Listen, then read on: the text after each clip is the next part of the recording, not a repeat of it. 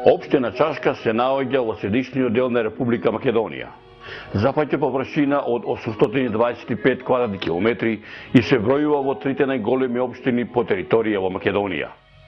Истата е рурална општина со добра географска местоположба. Општината од исток се граничи со Велес и Градско, од север со Зелениково и Студеничани, од запад со Македонски Брод и Долнени, а на јужниот дел со Прилеп и Кавадарци.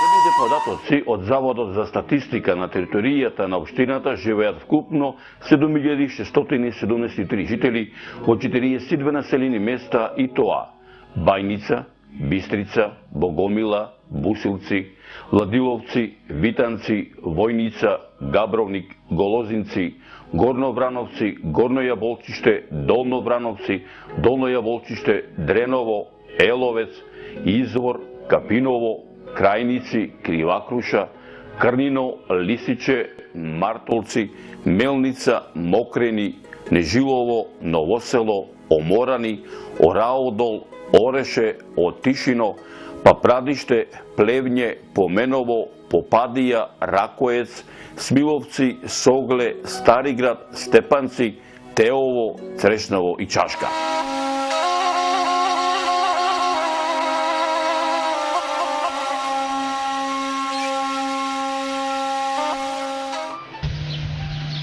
Се наоѓам во централниот дел на Република Македонија, во административниот центар на општина Чашка, во населбата Чашка. Дојдов во овој регион да видам како живее и да ја видам убавината која што му ја дарила природата на ова место.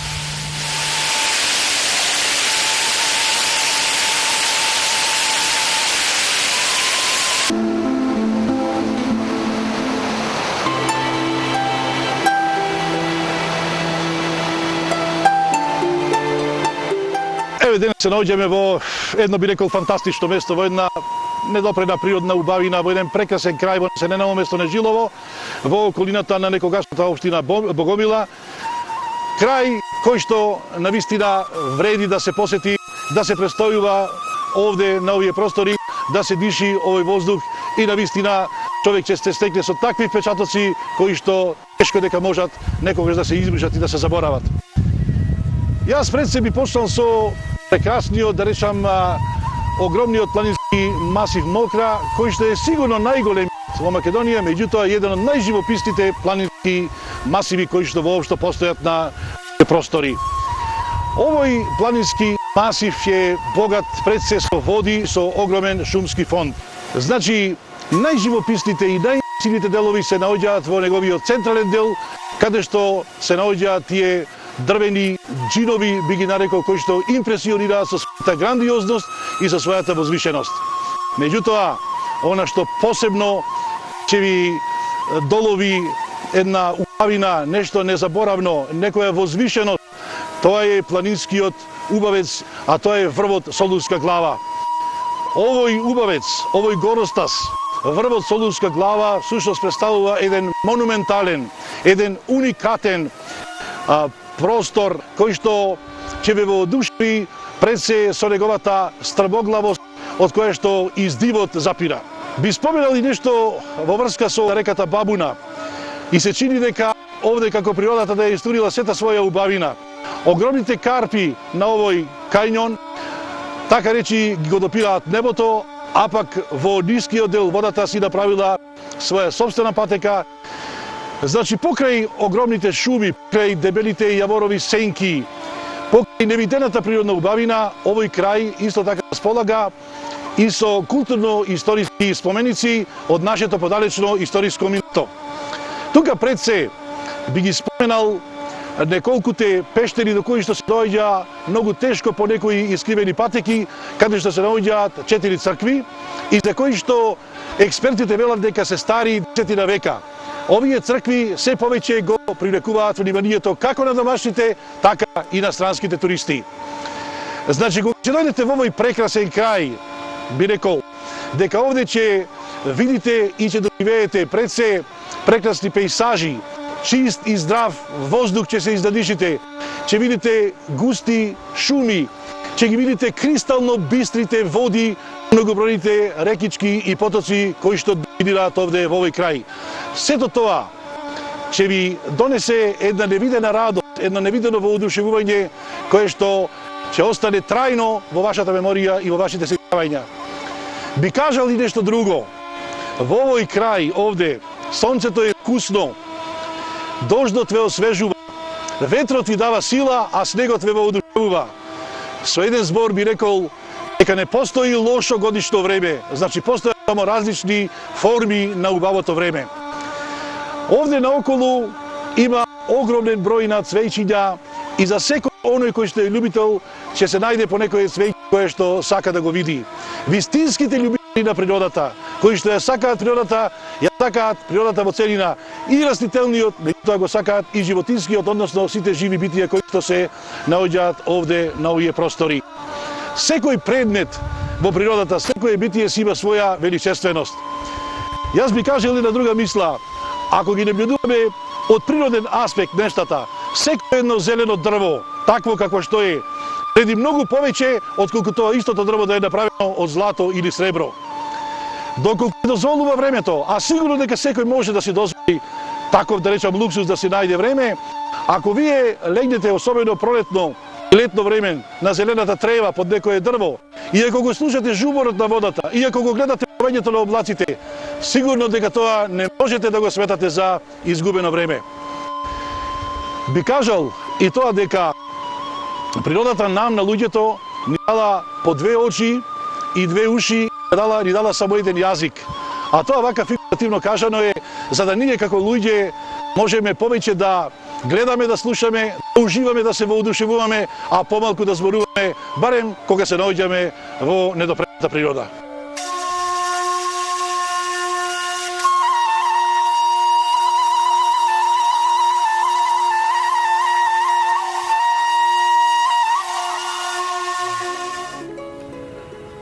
Општината Чашка има добра географска положба. Целата таа атрактивност на пределот го дополнува областа Азот. Областа Азот е сместена во долината и погорното и средно течение на реката Бабуна. Оградена е на север и запад со масивот на Мокра планина, Јакупица, Караджица, Даутица со врвот Солунска глава, а на југ-југоисток со северните падини на планината Бабуна. Областа се наоѓа југозападно од градот Велес и низ целата област протекува реката Бабуна и поминува пругата за Прилепи Битола. Областа Азот на југ граничи со Пелагонија, односно општината Долнени, со Прилепското поле. На запад се граничи со областа Порече, со општина Македонски Брод, а на исток и север е отворена кон останатиот дел од Велешката област. На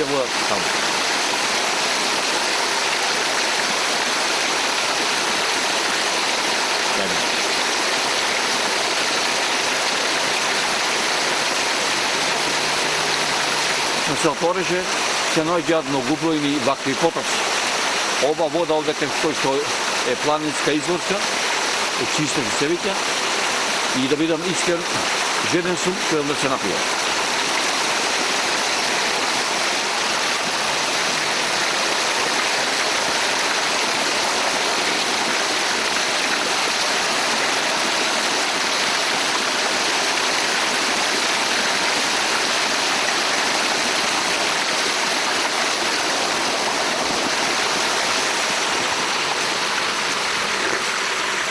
Камо среќа да може да понесам во мојата дланка, ама не може.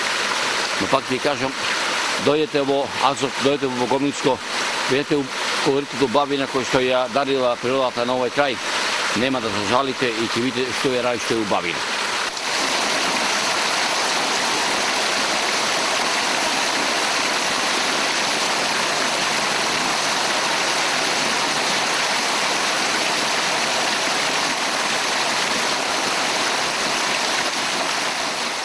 Областа Азот на југ граничи со Пелагонија, односно општината Долнени, со Прилепското поле. На запад се граничи со областа Порече, со општина Македонски Брод, а на исток и север е отворена кон останатиот дел од Велешката област. Почетокот на приказната за општината Чашка, ако може така да се рече, треба да се бара некаде во палеолитот, период во кој се претпоставува дека е започнат животот во овој крај. Историјата на општина Чашка тесно поврзана е со историјата на област Азот, со нејзиното најголемо село Богомила. Историјата на област Азот започнува уште од антиката, кога ова област била граница помеѓу пајонските племиња и древномакедонските племиња пелагониците.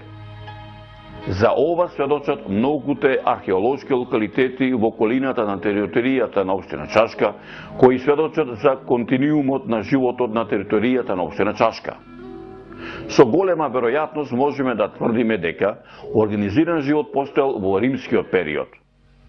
Основа на ваквите претпоставки е мостот кој се наоѓа на влезот на Богомила, за кој според начинот на градба, археолозите велат дека потекнува од крајот на вториот и почетокот на првиот век пред нашата ера.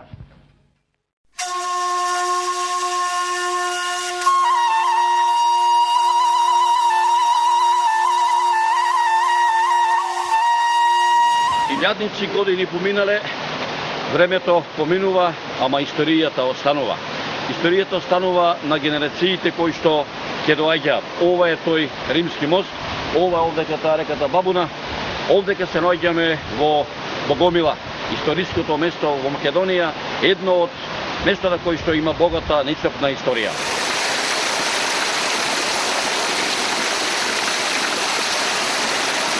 Ова е селото Богомила.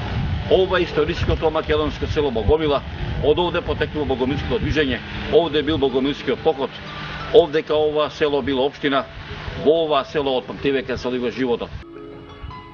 Со доаѓањето на христијанството, токму на овие простори во 10 век се појавило и движењето на богомилството на чело со попот Богомил, за кое се знае дека се појавило во 10 век по течението на реката Бабуна и кое подоцна се расширило низ цела Европа. Доказ за тоа е името што го носи најголемото и централното село Богомила. Според пишаните извори се верува дека Богомила е родното село на попот Богомил, водач на богомилското учење и антифеудално движење. Исто така се верува дека попот Богомил е закопан близу неговото родно село Богомила, каде што е изграден параклис и тоа представувало молитвено место за неговите следбеници и ученици. Колку се радувам што сум во Богомила, во овој со право да го наречам древен, но и жив град. Град со богата своја историја. Секоја педа земја, секоја камче, секоја капка вода, секој атом од воздухот е историја. Да, историја. Од антика па се до денешен ден.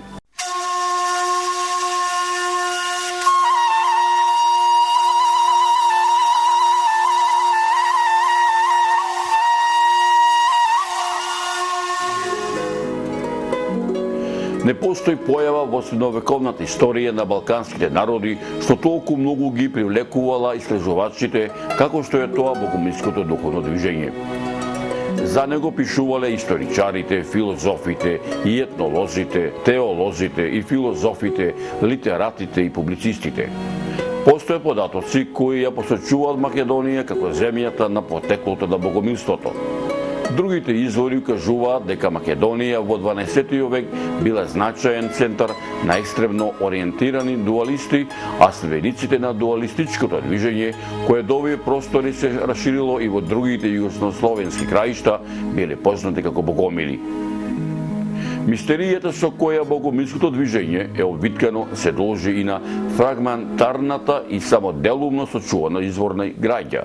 Еден од најмистериозните манускрипти е тајната книга или Интерогатио Јоанис, која содржи резиме на богомилската доктрина и се смета за автентично дело на богомилската литература.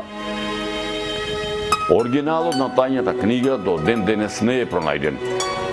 Сочувани се само два преписи на латински јазик, Каракасонскиот од 12 век и подолгиот Виенски, кој потекнува од 13 век.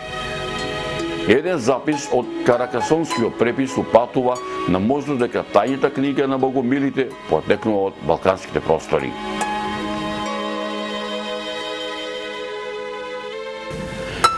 Но јас повеќе ќе посветам внимание на легендите кои денес живеат меѓу обичниот селанец што се вели. А една од многуте легенди вели вака. Прв учител и распространувач на богомилството бил попот Богомил. Легендата кажува дека поп Богомил бил роден во селото Боговила. Тука живеел и умрел, а гробот му се наоѓал до самото село во црквиште изградено во земјата која на богомилите им служило како молитвен дом. Исто така, легендата вели дека првичното име на богомилите било Бабуни, по истоимената река и планина Бабуна. Се обидов да го откријам вечното почивалиште на попот Богомил во селската црква Свети Атанасиј, изградена во 1837 година, меѓу селските гробишта. Но барајќи некои траги во селските гробишта, кои можеби ќе ми асоцираат на место каде што се наоѓа вечното почивалиште на попот Богомил, пријатно бев изненаден од тоа што во селските гробишта почиваат угледни богомилчани од блиското минато, не само на богомилчани, туку и на македонскиот народ, меѓу кои и свештените лица, различни по хиерархија и црковни чинови, кои со децении службувале во Богомилско.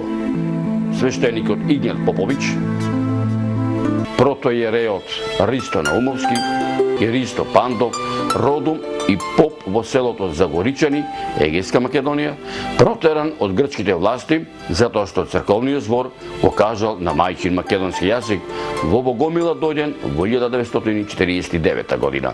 Во селските гробишта се наоѓа и спомен кустоницата од поднатите борци во 1942 година кои што погинаа за слободна Македонија, а меѓу тие се следниве: Ристо, Милан, Тоде, Петре, Петре Тодоровски, Петре Стефановски, Шевки, Веле, Тоде, Ванче, Игно, Коста, Темелко, Тане, Борис, Ризо, сите од селата од областа Азот. Во селото Богомила роден е македонскиот револуционер Петар Поп Арсов, еден од основачите на македонската натрешна револуционерна организација. Ова овде е неговата куќа, каде што е роден, ова овде кај спомен куќата каде што е роден овој револуционер. Долгогодишен член на ЦК, задграничен представник на организацијата, автор на првиот устав на натрешната организација и автор на познатата публикација Стамболштината во Македонија и незините представници. Идеолог, книжевник, публицист, борец за национално, културно и духовно издигање на македонскиот народ. Поборник за македонската самобитност. Борец за воспоставување на самостојна независна Македонија, за изградување на независна македонска црква и образование и македонскиот литературен јазик и правопис.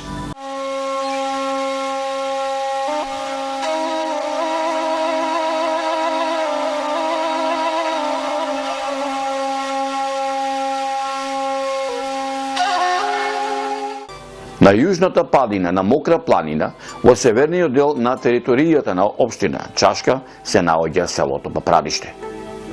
Специфичната рурална архитектура и белите фасади на скалесто расфрлените куќи, окружени со густа зелена шума, на селото му даваат впечатлив изглед на населба што живее во ритамот на природата.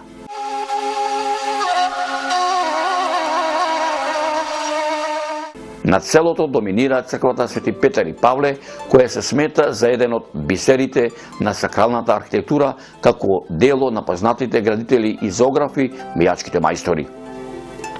Ова духовно православно светилиште во Папрадиште е трокорабна градба со полукружна апсида. Корабите се поделени со по 4 столбови.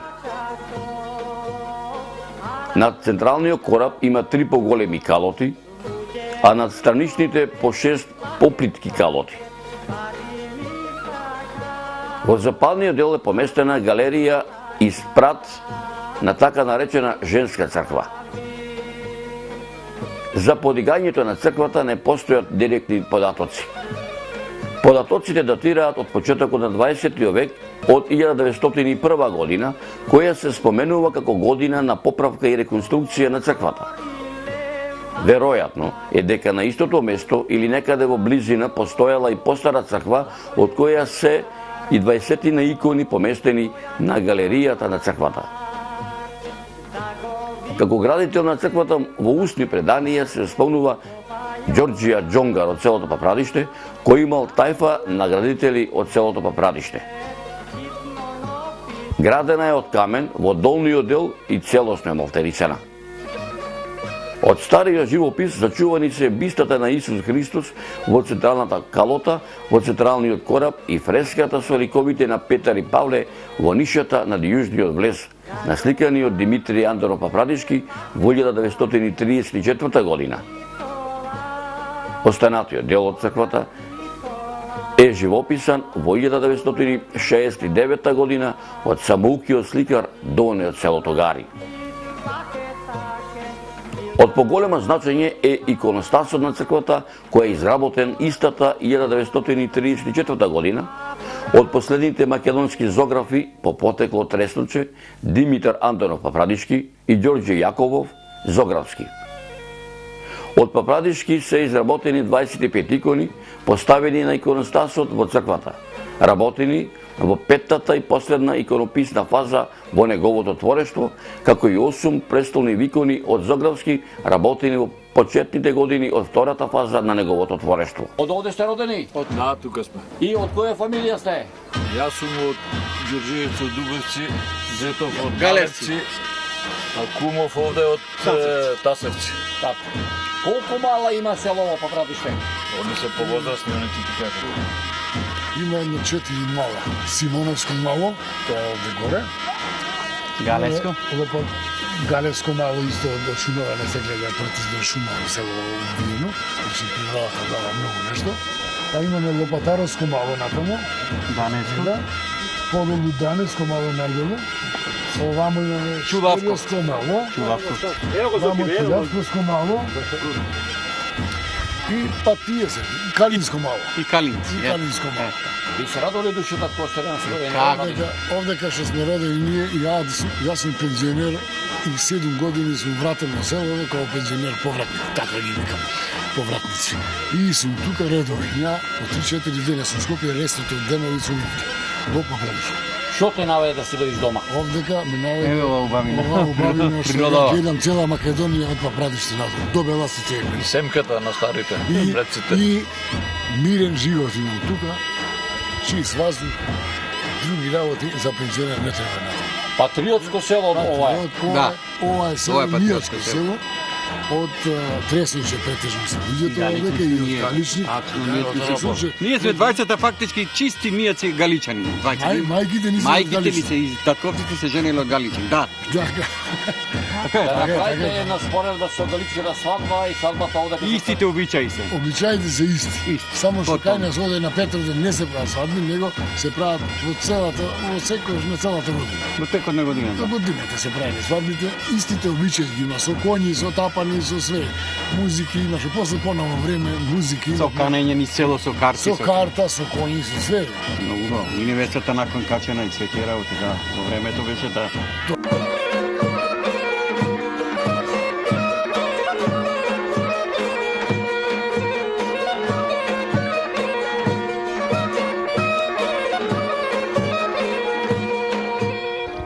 Папрадиште е родно место и на нација Димитрije Чуповски, македонски национални дејци, општественици, револуционери, дипломати, публицисти, научници, издавачи, историчари, картографи и едни од најистакнатите и најдоследни организатори и афирматори на македонската национална мисла.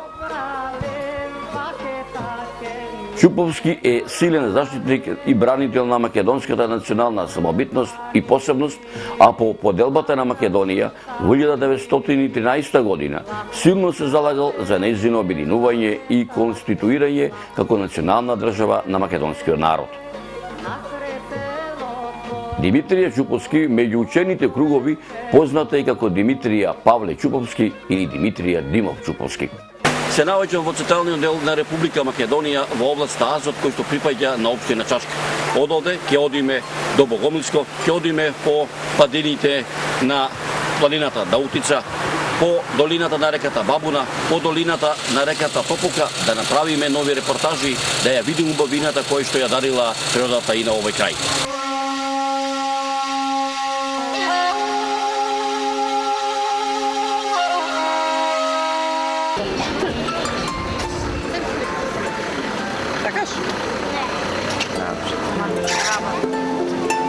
селото Ореше од памтивека и па до денеска стар обичај сите гости кои што доаѓаат да бидат пречекани со лепче кој што е печено во кудна или во црепна и со кцена, односно со макана сол.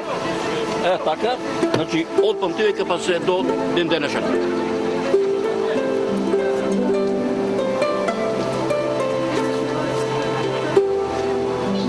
Навистина ми се радуваше душата, затоа што сите овие приказни кои ми ги раскажува моите домајчини, додека заедно со нив влегував во селото, ги видов овде на саемот за здрава храна во Ореше.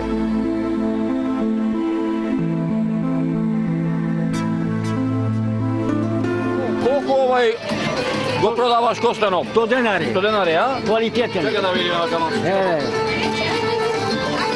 100 денари. Ова е орешки костен. Ете, тоа е Прав, што се вика, да се печи и да се вари и може да се јади. најквалитетен е. На квалитетен, а? Најквалитетен.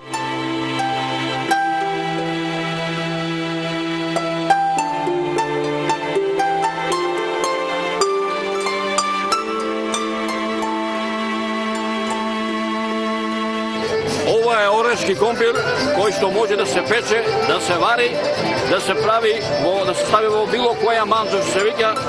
Ова е компир стварно, орешки компир. Дојдете во Ореше да видите што е здрава храна, што е убавина.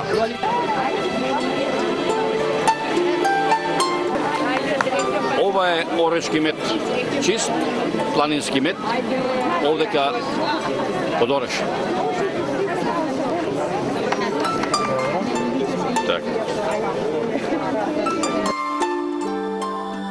Ова е ваган дрвен кој што од памтивека се користи во сите села во Македонија, а поточно и во селото Ореше. Овдека во овој ваган дрвен нашите баби во минатото, нашите мајки овдека ги точеле пиперките, компирите. Овдека ова е точник кој што овоќе го се точеле пиперките, компирите и да ви кажам реално било многу убаво овај храна што се приготвувала.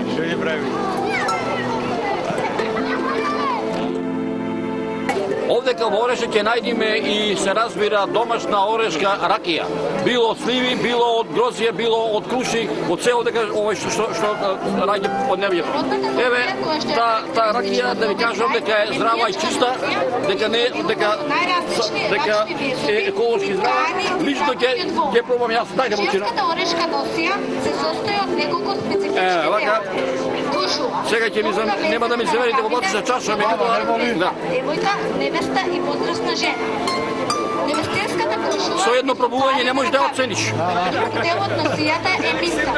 Тоа е направено од вапно. Дедо ми велеше 40 до 50 со второто чаше, а со третото чаше може да биде 60 степени. Клашеник. Тоа е елек искрен од волна. Арно, ама, нова ракија и фали едно нешто. Ќе ви кажам, сиренце или живаманца што се вика со пиперки патлиџани. Ќе отидам во селово и домаќиниве да седна малце на козје сирење и на овчко сирење и на кравје сирење. Сигурно има 50 степени и кусор. Што е и домаќине? Колку е?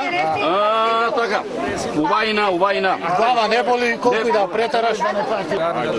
Ајде. Да ме само зубово. Кар да ти знам.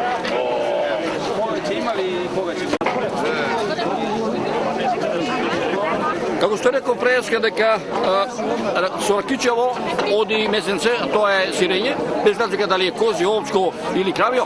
Еве овдека на сајмот за здрава храна во Ореше наидов на оваа трпеза каде што има сиренце. А ќе го пробам и ќе се обидам да утудам какво е. Овчко е. Овчко сиренце. Момче, овчко е, го поводи. Овчко е, така, многу убаво е. Што пари го продаваш? 20 денари. Парче? А кило колку? 200, а? Па 200. Така, ами... Браво.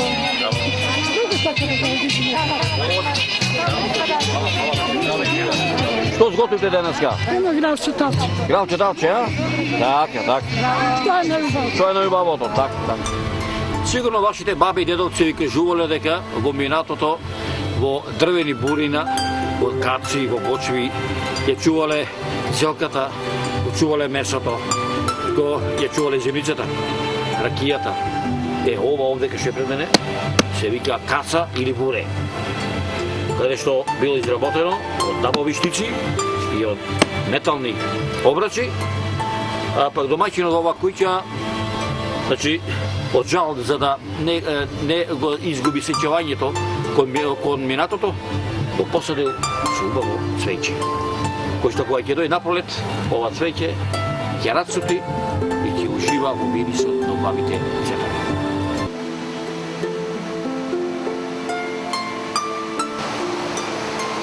Десно од мене се наоѓа реката Бабуна, која што извира некаде на 1400 метри надморска височина од самата Солунска глава. Ова река, овие води овдека се едни од најчистите води во Република Македонија.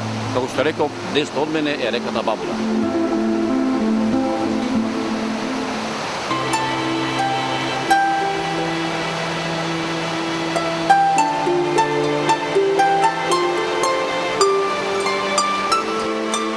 По долината на реката Бабуна се наоѓаат така наречени коритници, кои што жителите од селото Нежилово ги изградиле, каде што со помош на тие коритници се доведува водата до нивните градини, бавчи, каде што од памтивека се произведува чисто нежиловско гравче, компирче, пиперче, патлиџанче, луто пиперче и се разбира ова овдека се тие коритници.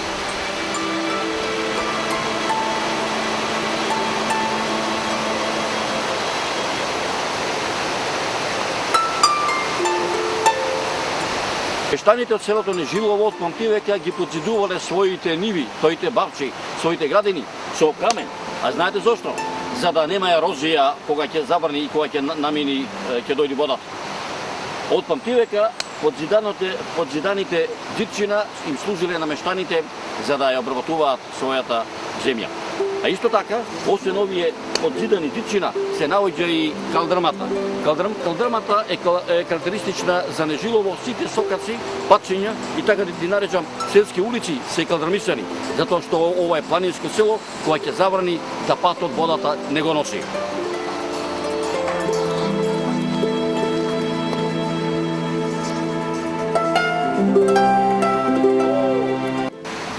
Во населените места и градови во Македонија може да сретните камени мостови, бетонски мостови, железни мостови, железнички мостови, а овдека во Нежилово дрвени мостови, мопчина, каде што луѓето ги прават од памтивека на овој прастар начин за да поминат од една рекичка во друга, од едно мало во друго. Овие се тие.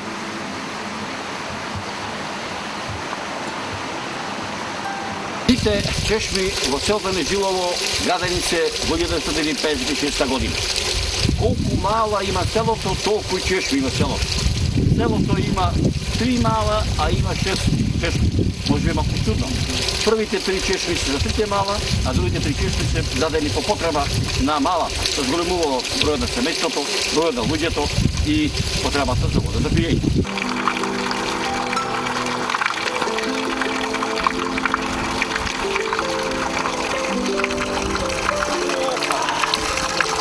Во Нежилово, кој ќе се уморите, кога дојдете во Нежилово, една од многуте чешми е и ова.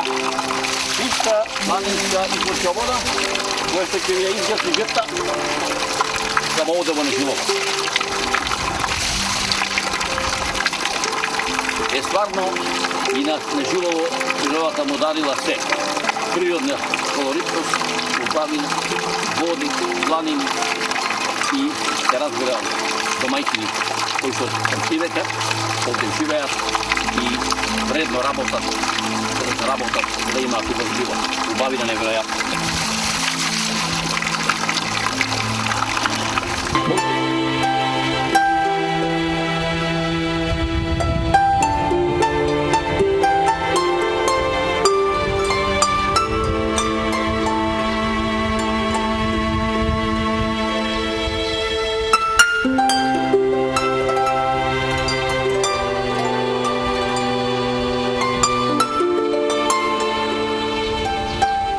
Зграда што е позади мене, порано било училиште. Овдека, безброј деца, безброј генерации, низ годините, децениите, вековите што поминувале, многу нежилчани се описменувале, почнувале да читаат, да пишуваат и сите нежиловци го памтат првиот учител, првата учителка и првиот училишен ден. Денеска постои само оваа зграда.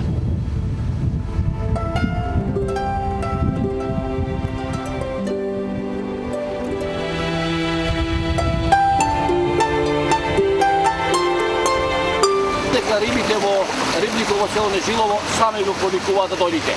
Овдека рибите само стануваат да ги фатите и да ви ги испражат и направат што се вика без пари. Се разбира, со мезе, со свинето од природна нежиловска ракија, од мезето направено од природни патлиџани, пиперки и громиче, произведено во Нежилово. Се разбира и со винце нежиловско, кој што овдека се произведува од патливека. Ќе се обидам да фатам некоја риба и домаќините ми ја испражат. Ајде. Опа. Добро. Ги поканувам сите оние кои што не гледа, што ќе не гледа, сите оние кои што се интересирани да дојдат овде, сите македонци тука, па да ги укусат нашите специјалитети во нашиот ресторан тука, кои што ги приготуваат нашите готвачки тука, кои што го наследиле занатот од нивните мајки, баби и предоди и прабаби. А тука се нашите јадења, тука кои што ги гледате, зелникот, салатичката, бакарданикот, киселото омлекце и нашата произведена риба од нашиот рибник, тука рибник Нежилово, златната и калифорниската пастрамка. Па, добре дојдовте на нашиот ручек и може да наздравиме. Добре дојдовте.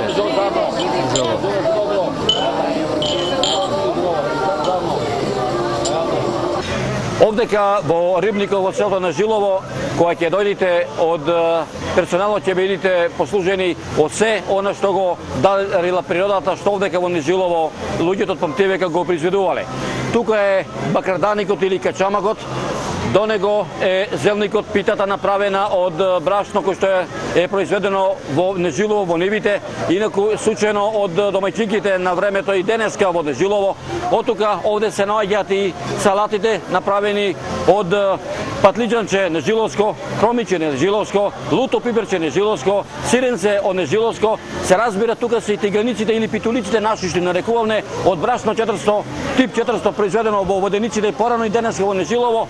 Се разбира тука е и ракијата домашна нежиловка која што е произведена од чисти, односно од природни сливи, не прскани, а се разбира тука е и рибата калифорниска која што овдека се гледува во рибникот во Нежилово. Но сепак едно би додал дека сето ова што е овде ќе ви го сервираат и понудат во рибникот во селото Нежилово, не може да се замисли без собственикот на рибникот господинот Трајче и неговиот персонал кој што овдека неуморно работи со денови само за вас да дојдете во Нежилово, да видите што е рај, што е убавина. Со една порака, дојдете во Нежилово, пробајте ги специјалитетите овдека во Нежилово и да ви кажам, ајде, ќе пробам, нестрпни сум, стварно да ви кажам, огладнев, гледајте го што овде поставено на масата. Домаќине, ќе можете да се послужиме? Благодарам. Ајде, нека зува за добро, нека зарно. Ја кревам ова чаша ракија уште еднаш, дојдете во селото Нежилово, во Богомила да видите што е рај, што е убавина. Нека е зубаво и чиста вода. Нека зува за добро. Охо, многу убаво, многу убаво.